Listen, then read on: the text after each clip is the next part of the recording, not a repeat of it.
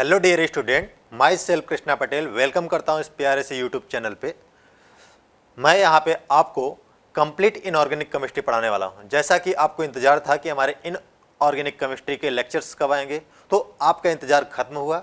अब आपकी इनऑर्गेनिक की क्लासेज लगातार चलेंगी। तो सबसे पहले आज हम ये जो लेक्चर रिकॉर्ड कर रहे हैं, ये हमारा इंट्रोडक्टरी वीडियो है, जिसमें हम आपको बताने वाले हैं कि इनऑर्गेनिक केमिस्ट्री का जो सिलेबस है किस तरीके से पढ़ाया जाएगा। तो हम बात करते हैं, जो हमारा सबसे पहला चैप्टर आएगा वो होगा पीरियोडिक टेबल। पीरियोडिक टेबल बेटा हमारे एग्जाम के पॉइंट व्यू से बहुत ही इंपॉर्टेंट चैप्टर है। फिर उसके बाद हमारा आता है केमिकल बॉन्डिंग। ये दोनों ही चैप्टर इतने इंपॉर्टेंट है कि जो कि सारे केमिस्ट्री को चलाते हैं। मतलब तुमको पीरियोडिक टेबल और केमिकल बॉन्डिंग बहुत अच्छे तरीके से क्या करना है, स्टडी करना है। तो हम क्या करेंगे, पीरियोडिक टेबल और केमिकल बॉन्डिंग की क्या करेंगे, एकदम रूह तक घुस के उसकी जान निकालेंगे, ठीक है ना। फिर उसके बाद हमारा चैप्टर जो आएगा कोऑर्डिनेशन कंपाउंड। कोऑर्डिनेशन कंपाउंड भी हमारे नीट यूजी और जेईई मेन के पॉइंट व्यू से इंपॉर्टेंट चैप्टर है। लगभग हर साल 2 क्वेश्चन आ ही जाते हैं। फिर उसके बाद हमारा होता है D and F block, P block, फिर सॉल्ट एनालिसिस। इस तरीके से हम क्या करेंगे, चैप्टर को पढ़ाएंगे। यही हमारा क्या होगा, सीक्वेंस होगा चैप्टर पढ़ाने का। फिर बात करते हैं कि हमारा सिलेबस कब तक ख़त्म होगा। हमारी कोशिश यही रहेगी कि हम दीपावली के पहले तुम्हारा इनऑर्गेनिक का सिलेबस ख़त्म कर देंगे। ओके, तो सबसे पहले हम चैप्टर बात करते हैं पीरियोडिक टेबल। तो आज ये जो सेशन वीडियो लेक्चर हम रिकॉर्ड कर रहे हैं, इसमें हम सिर्फ पीरियोडिक टेबल की बात करने वाले हैं। इसका इंट्रोडक्टरी वीडियो है, जिसको हम लेक्चर का नाम ही दिया है इंट्रोडक्शन ऑफ पीरियोडिक टेबल। माँ सरस्वती के चरणों में नमन करते हैं। फिर उसके बाद क्लास को बढ़ाते हैं। तो जो हमारा पहला चैप्टर होगा वो क्या होगा भाई, क्लास 11th का थर्ड चैप्टर, जिसका नाम है क्लासिफिकेशन ऑफ एलिमेंट। क्या नाम है भाई, classification of elements. Classification of elements and periodicity in properties. ये हमारा क्लास 11th का थर्ड चैप्टर है एनसीईआरटी के हिसाब से। अब इसके बारे में बात करते हैं कि क्या होता है पीरियोडिक टेबल। बेटा पीरियोडिक टेबल क्या होता है, जितने भी हमारे नॉन एलिमेंट हैं उन एलिमेंट को क्या करना है, अरेंजमेंट करना है। क्या करना होता है, अरेंजमेंट करना होता है। उनके प्रॉपर्टीज के बेसिस पे, जिनकी प्रॉपर्टीज मैच करती है, उन एलिमेंट्स को हम क्या करते हैं, एक ग्रुप में अरेंज कर देते हैं। इस टाइप से जो हमारे एलिमेंट का अरेंजमेंट हुआ है उसी को हम क्या बोलते हैं, पीरियोडिक टेबल। तो सिंपल सी डिफिनीशन है जिसकी हम बात कर लेते हैं। क्या लिखा है भाई, the arrangement of all the non elements. इसका मतलब क्या है भाई, जितने भी हमारे नॉन एलिमेंट्स हैं, जितने भी हमें कितने एलिमेंट्स अभी तक नॉन है बेटा, 118, मतलब 118 एलिमेंट अभी तक हमारे पास हैं, जिसके बारे में हमें जानकारी है। उसका क्या करना होता है, अरेंजमेंट करना होता है। क्या करना होता है, अरेंजमेंट करना होता है। किसके according, elements according to their properties.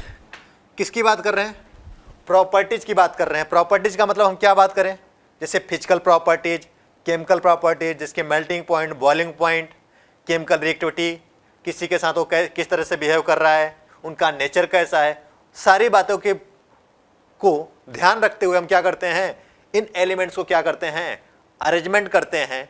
तो जिनकी प्रॉपर्टीज सेम होती है उनको हम क्या करते हैं, grouped in the tubular form. उनको क्या करते हैं, एक ग्रुप में रखते हैं। क्या रखते हैं, एक ग्रुप में रखते हैं। इसी को हम क्या बोलते हैं, पीरियोडिक टेबल। इतनी बात क्लियर हुई क्या, क्या होता है पीरियोडिक टेबल। फिर उसके बाद हमारा जो क्वेश्चन आता है बेटा, क्या आता है, why need to classification of elements. भाई हमें ऐसी क्या जरूरत पड़ी कि हमें एलिमेंट को क्लासिफाइड करने की रिक्वायरमेंट पड़ी। अगर नहीं करते तो क्या हमारा काम नहीं चलता भाई, कैसे चलता भाई। एक सिंपल सा एग्जाम्पल से सोचो कि हमारा स्कूल होता है, स्कूल का मतलब समझ लो क्लास 1 2 3 4 5 6 7 8। उसमें क्या होता है बेटा, सारे क्लासें अरेंज होती हैं। क्लास 1 में बच्चा किस लेवल का बैठेगा, क्लास 2 में किस टाइप का बैठेगा, क्लास 11 में किस टाइप के बच्चे होंगे, सारे पता है। और सब टीचर को पता है भाई क्लास 1 वाले बच्चों को क्या पढ़ाना है, क्लास 2 वाले बच्चों को क्या पढ़ाना है, क्लास 11th वाले को क्या पढ़ाना है, क्लास 9th वाले को क्या पढ़ाना है। अरेंजमेंट होता है भाई, क्लासिफाइड होता है, सबको पता होता है भाई इस वाले क्लास में यही पढ़ाना है। अगर दूसरे चीज़ें पढ़ाओगे तो उसको प्रॉब्लम होंगी। इसका मतलब उसी तरह एलिमेंट को भी क्या क्लासीफाइड करना पड़ा। अगर क्लासीफाइड नहीं करते तो एलिमेंट की स्टडी करने में क्या होती, प्रॉब्लम होती। क्यों प्रॉब्लम हो रही भाई? अगर हम बात करें इन 1800 की, किसकी बात करें, इन 1800 में केवल 31 एलिमेंट्स नोन थे। तो लोगों को लगता था कि भाई 31 एलिमेंट्स हैं, आसानी से अलग अलग बैठ के स्टडी कर लेंगे इनके बारे में। लेकिन जैसे ही टाइम बीतता गया और नए नए एलिमेंट की डिस्कवरी होती गई, और जैसे जैसे एलिमेंट की डिस्कवरी होती गई एलिमेंट्स बढ़ते गए, और लोगों को प्रॉब्लम क्रिएट होने लग गया कि भाई अब एलिमेंट्स बढ़ते जा रहे हैं, अब एक एक एलिमेंट की स्टडी करना मुश्किल हो रहा है। अगर बात करें इन 1865 में, किसमें, 1865 में 31 से डबल से भी ज़्यादा 63 एलिमेंट्स तक क्या हो गई, नोन हो गए, इतने सारे एलिमेंट्स आ गए। अब तो प्रॉब्लम आएगी बेटा कि इतने सारे एलिमेंट को एक साथ कैसे स्टडी करें। तो इसलिए हमें क्या पड़ गया, क्लासिफिकेशन की जरूरत पड़ गई। भाई एलिमेंट को क्लासिफाइड करो। समझ में आएगा, 63 एलिमेंट कब, 1865। ये सारे तुम्हारे एनसीईआरटी के डाटा हैं, मैं कोई बाहर की बुक रेफरेंस नहीं कर रहा हूँ। हाँ, हमारे वीडियो लेक्चर्स में जो तुम्हारे एनसीईआरटी में दिया वो तो मिलेगा ही मिलेगा, line to line, plus extra चीज़ें जो तुम्हारे एग्जाम में, जेई मेन, या अगर आपका पेपर का लेवल बढ़ता है तो वहाँ से क्वेश्चन डायरेक्टली फंस जाएंगे। ओके, तो ऐसा मत सोचना, जो तुम्हारे एनसीईआरटी में दिया है वो तो मैं पढ़ाऊँगा ही सही, उसके अलावा जो एक्स्ट्रा चीज़ें होती हैं उसको भी मैं कवर कराऊँगा, ताकि आप कहीं भी आपकी तैयारी में कमी ना हो। और जैसा कि इस साल का पेपर आपने देखा है, लेवल जैसा ऊपर उठा था, तो आपको भी एकदम जेईई मेन की तरह क्वेश्चन को अप्रोच करना पड़ेगा, थोड़ा थिंकिंग बेस, ऐसा नहीं कि सारा रट्टा बेस क्वेश्चन सॉल्व करने हैं, ठीक है ना। तो थिंकिंग बढ़ानी है और हर कॉन्सेप्ट को फील करना है बेटा। ऐसा नहीं कि बस पढ़ लिया चलो आ गया, नहीं, हर चीज़ को समझो, उसके पीछे का लॉजिक क्या है, रीजन क्या है, सारी बात सीखनी होती है, तब मजा आता है पढ़ाई करने में। ओके, नहीं तो चीज़ें क्या होती हैं, भूल जाती हैं। हाँ तो बेटा हम इसको एक एग्जाम्पल के थ्रू समझते हैं, स्कूल के क्लासेस वाइज से। अगर हम क्लास 1 की बात करें, किसकी बात करें, क्लास 1 की बात करें, और यहाँ मैं क्लास 11th की बात कर रहा हूँ। अब टीचर को हम क्या करेंगे बेटा, सर को बोलेंगे सर जाओ आपको क्लास 1 वाले बच्चों को पढ़ाना है। तो टीचर जाएगा, क्लास 1 वाले को क्या बोलेगा, बेटा चलो आज की क्लास स्टार्ट करते हैं, और पहली क्लास में हम क्या पढ़ेंगे, टेबल। और टेबल में किसकी टेबल पढ़ना है, 2 का। चलो बेटा पढ़ो, 2 1 जा 2, 2 2 जा 4, 2 3 जा 6। अब फिर से सर को बोलते हैं सर एक काम करो, आप जाओ क्लास 11th वाले बच्चों को पढ़ाना है। अब सर जी जाएंगे, अब उनको पता है भाई क्लास 11th वाले का सिलेबस में क्या है। तो टीचर जाएगा, बोलेगा बच्चों चलो आज हम केमिस्ट्री का पहला चैप्टर स्टार्ट करते हैं, क्या, some basic concept of chemistry. ऐसा तो नहीं ना उसको जाके बोलेगा बेटा आज हम पढ़ेंगे टेबल, चलो चालू हो जाओ। तो बच्चे खुद ही बोल देंगे सर ये तो मेरे को आता है। समझ में आएगी बात। तो हर चीज़ क्लासीफाइड है भाई। क्लास 1 वाले को 1 का सिलेबस दिया जाएगा, क्लास 11th वाले को 11th को सिलेबस पढ़ाया जाएगा। उसी तरीके से हमारे एलिमेंट को भी क्या किया गया, क्लासीफाइड किया जाए। उसका रीजन क्या था, ताकि स्टडी क्या हो जाए, हमारा इजी हो जाए और एक सिस्टमेटिक तरीके से हो जाए। तो इसका आंसर अगर हमें लिखना होगा तो क्या लिखोगे, why need to classification of element.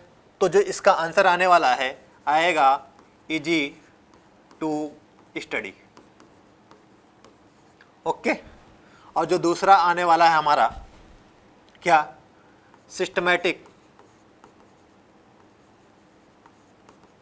Systematic study. Okay, ये तो हमारा रीजन पता चला भाई कि क्लासिफिकेशन की रिक्वायरमेंट क्यों पड़ी, ताकि हम हर चीज़ों के एलिमेंट की स्टडी कर सकें और सिस्टमैटिक तरीके से।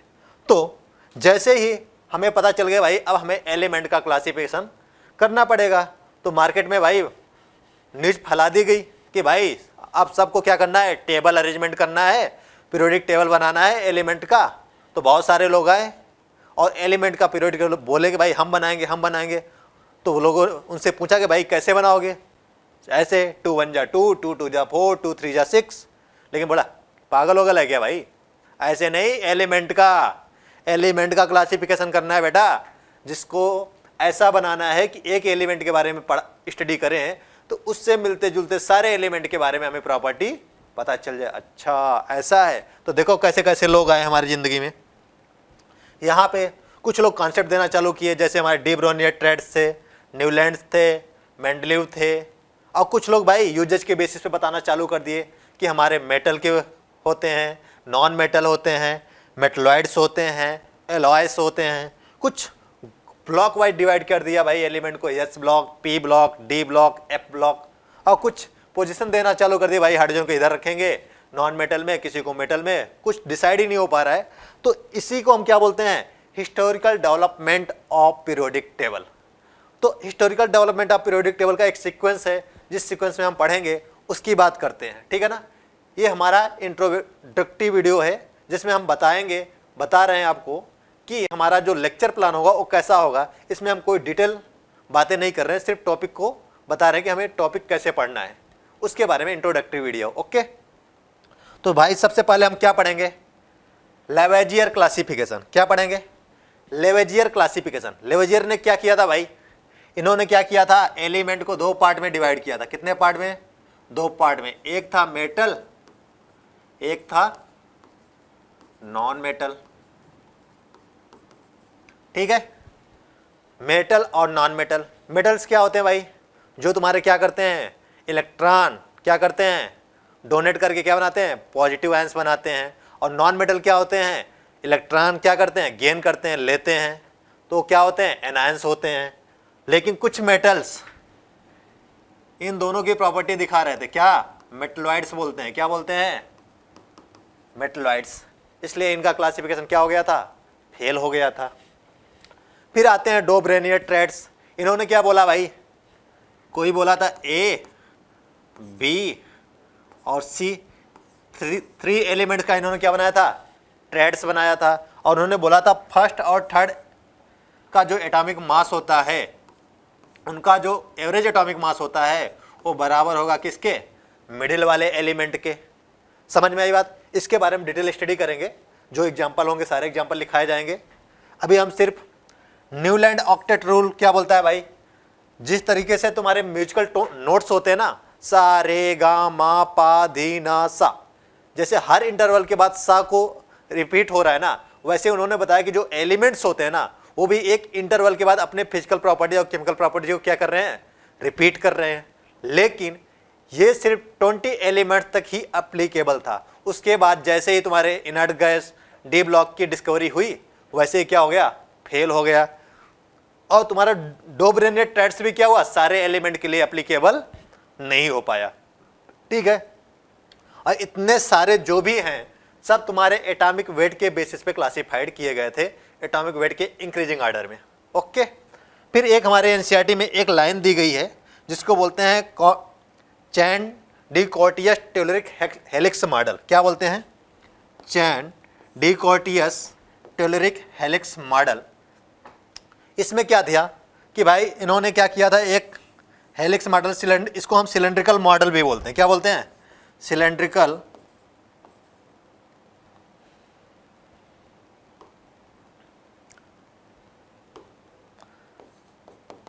सिलेंड्रिकल टेबल भी बोलते हैं भाई। क्या बोलते हैं, सिलेंड्रिकल टेबल भी बोला जाता है। इसके बारे में एनसीईआरटी में दिया है, इसलिए हम लोग भी पढ़ा देते हैं भाई, पॉइंट दे देते हैं। अभी तक कभी भी ना तो नीट में ना जेईई में कभी भी क्वेश्चन इससे आया नहीं है। ओके, फिर हम बात करते हैं Lothar Meyer atomic volume curve. इन्होंने क्या किया था भाई, एक ग्राफ बनाया था। क्या बनाया था, ग्राफ बनाया था, ठीक है। इस ग्राफ में क्या था भाई, यहां पे जो तुम्हारा था, यहां पे उन्होंने क्या लिया था, एटॉमिक वॉल्यूम और बहुत सारी प्रॉपर्टी जैसे मेल्टिंग पॉइंट, बॉइलिंग पॉइंट, और किसके बीच में, एटॉमिक मास, एटॉमिक मास,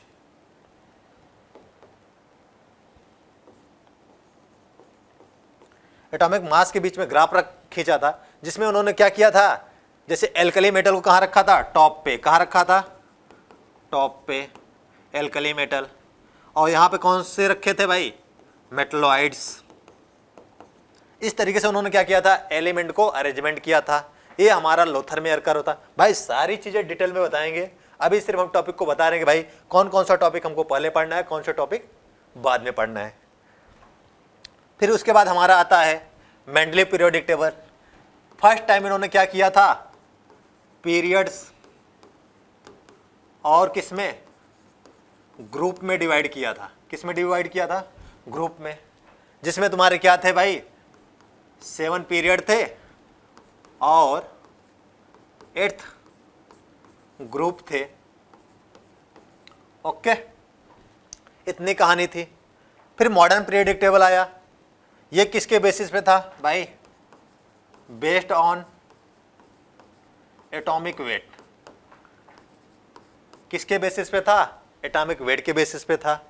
फिर जो मॉडर्न पीरियोडिक टेबल आया था सेम टू सेम कॉपी किया था। क्या किया था, कॉपी किया था किसको, मेंडलीव पीरियोडिक टेबल को। बस उन्होंने क्या किया था भाई, ए बेस्ड ऑन एटॉमिक नंबर। इसमें भी क्या था भाई, 7 पीरियड थे और क्या थे, 18 ग्रुप थे। ठीक है, यहां पे तुम्हारा जो 8 ग्रुप थे, जिसमें फर्स्ट से लेके 7 तक 2 पार्ट में था, ए और बी पार्ट में। ओके, हम बात करते हैं फिर आईपीसी नोमेनक्लेचर की। आईपीसी नोमेनक्लेचर में क्या करेंगे, हम 100 एलिमेंट्स के ऊपर वाले एलिमेंट का क्या करेंगे, आईपीसी नोमेनक्लेचर देंगे। ठीक है, फिर उसके बाद हम इलेक्ट्रॉनिक कॉन्फ़िगरेशन के बारे में बात करेंगे कि एलिमेंट का कॉन्फ़िगरेशन कैसे लिखते हैं, हर ग्रुप का जनरल इलेक्ट्रॉनिक कॉन्फ़िगरेशन क्या होता है, हर ब्लॉक का जनरल इलेक्ट्रॉनिक कॉन्फ़िगरेशन क्या होता है, उसके बारे में स्टडी करने वाले हैं। ओके, फिर हम बात करते हैं identification of group, period and block. इसमें हम आपको सिखाएंगे कि हमारे एग्जाम में क्या होता है, क्वेश्चन का एलिमेंट में एटॉमिक नंबर दे दिया जाता है, फिर तुमसे उसके ग्रुप के बारे में पूछता है, पीरियड के बारे में पूछता है और ब्लॉक के बारे में पूछता है कि भाई बताओ ये किस ग्रुप का मेंबर है, किस ब्लॉक का है और किस पीरियड का है। तो इस सारे के बारे में हम क्या करते हैं, आइडेंटिफाइड करते हैं, उसके तरीके बताएंगे और ट्रिक भी बताएंगे। ठीक है, फिर हम बात करते हैं पीरियोडिसिटी इन प्रॉपर्टीज की। हम बात करते हैं पीरियोडिसिटी इन प्रॉपर्टीज में, जिसमें हम आपको बताएंगे कि भाई अगर हम पीरियड में, पीरियोडिक टेबल में अगर लेफ्ट टू राइट जाते हैं तो किसी फैक्टर, जैसे हम एटॉमिक रेडियस की बात कर लें, आयोनाइजेशन एनर्जी की बात कर लें, इलेक्ट्रॉन गेन एंथैल्पी की बात कर लें, इलेक्ट्रोनेगेटिविटी की बात कर लें, मेटेलिक कैरेक्टर की बात कर लें, ठीक है, तो क्या इफेक्ट पड़ रहा है, मतलब इंक्रीज हो रहा है या डिक्रीज हो रहा है, इसी के बारे में हम क्या बोलेंगे, पीरियोडिसिटी इन प्रॉपर्टीज की बात करते हैं। तो सबसे पहले इसमें जो हमारा आने वाला है, जो हम पढ़ेंगे, स्क्रीनिंग इफेक्ट। क्या पढ़ेंगे भाई, स्क्रीनिंग इफेक्ट। फिर उसके बाद हमारा क्या होता है, इफेक्टिव न्यूक्लियर चार्ज। क्या होते हैं भाई, स्क्रीनिंग इफेक्ट क्या होता है, जो हमारे आउटर मोस्ट इलेक्ट्रॉन और इनर मोस्ट इलेक्ट्रॉन के बीच में जो रिपल्सन होता है ना, उसी को हम क्या बोलते हैं, स्क्रीनिंग इफेक्ट बोलते हैं। इसी को हम क्या होते हैं, शिल्डिंग इफेक्ट के नाम से भी जानते हैं। किसके नाम से जानते हैं, शिल्डिंग इफेक्ट के नाम से भी जानते हैं।